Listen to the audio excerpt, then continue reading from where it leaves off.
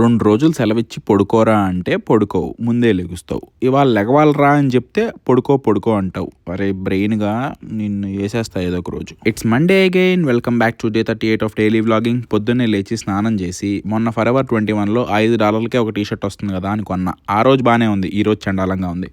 అట్లా ఆఫీస్‌కెళ్ళి వేడిగా ఒక కాఫీ తాగి హెల్త్ ఇన్సూరెన్స్ ఫామ్‌లు ఇస్తే ఫిల్ చేసుకుంటూ కూర్చున్నా. అలా ఇంకా లంచ్‌కి తీసుకెళ్ళిన ఓట్ మీల్ తినేసి వర్క్ చేసుకుంటూ కూర్చుంటే 3:30కి మళ్ళీ టోర్నడో వాచ్ ఉందని చెప్పి నోటిఫికేషన్ వచ్చింది.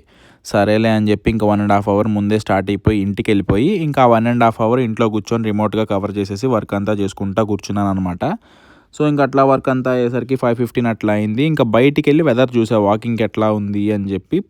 అంత ఘోరంగా ఏం లేదు. బట్ 7 PM నుంచి స్టార్ట్ ఉంది టోర్నడో వార్నింగ్. సో అట్లా ఇంకా మంచిగా ఒక రెడ్ బుల్ వేసేసి వాకింగ్ స్టార్ట్ చేశా. ఇవాళ మా వాళ్ళు అందరూ వచ్చారు వాకింగ్‌కి. ఏదో సొల్లు కబుర్లు చెప్తా అట్లా ఎక్కువసేపు నడిచాం ఇవాళ బాగా. ఇంకా అలా ఇంటికొచ్చి ఇడ్లీ పిండితో దోసలేసుకుందామని అట్లా వేడిగా పెనం మీద ఇడ్లీ పిండితో దోసలేసి పైన కొంచెం ఉల్లిపాయలేసి కారం వేసి ఉతప్పంలాగా వేసేసుకొని డిన్నర్‌కి 2 వేసేసి కానిచ్చేసా ఇంకా. బాడీలో ఏ పార్ట్ పని చేస్తుందో, ఏ పార్ట్ పని చేయట్లేదో అర్థం కావట్లా. ఫుల్ నిద్రొస్తుంది. ఎళ్లి పడితే సోయి లేకుండా పడుకోవటమే. అదనమాట ఇవాల్టికి. మళ్ళీ రేపు మాట్లాడుకుందాం. టాటా బాయ్.